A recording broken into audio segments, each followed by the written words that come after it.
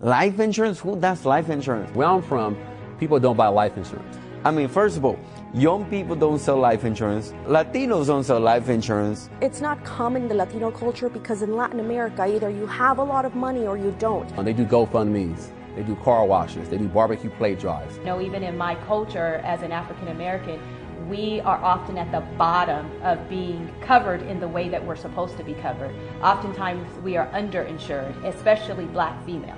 And so I definitely have a heart to make sure that we get out there and we reach as many people as possible. The reason I believe in life insurance so much, when I was a child, my dad used to travel to Mexico often. And we would drive for 2 or 3 days. And I remember that before we left on every trip, my dad made sure that the life insurance policies were enforced, that the policies, he always said, son, you never know what can happen.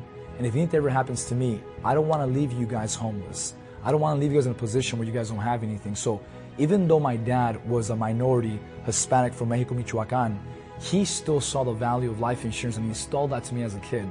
It took me 3 years to convince my dad to get insurance because typical Mexican machista, right?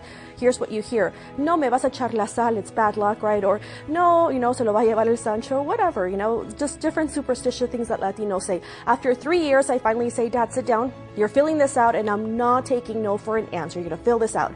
So, and shortly after we're driving, right, and I realized that he's fidgeting with his seatbelt, and when that happened, I realized that's not normal. So I realized his speech was slurred, and I said that's definitely not normal. So we went to the hospital. Sure enough, he had his first stroke.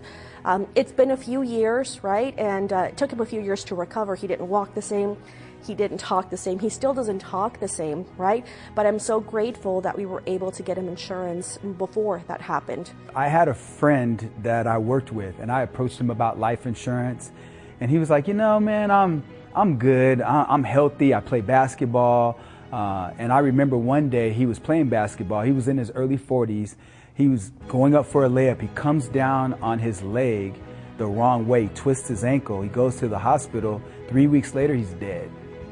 And what ends up happening is he had a blood clot that traveled up his leg and it got into his lung and he died. I believe that life insurance is something that is completely undersold in the marketplace. We want to make sure that all those sacrifices that our families did to come to America, to build a better future, is secure with a strong foundation that the day that we come missing, our families are going to have a better future.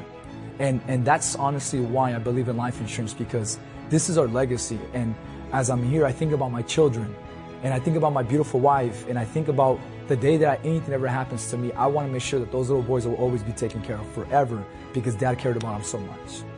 And with PHP Agency, we give families an opportunity to pass wealth down to the next generation instead of a curse.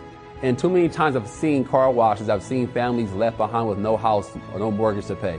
I've seen families left behind with a single mom taking care of kids. So for my crusade here at PHP Agency, I'm passionate about going out there and serving families and educating my community on the importance of leaving wealth behind for the next generation.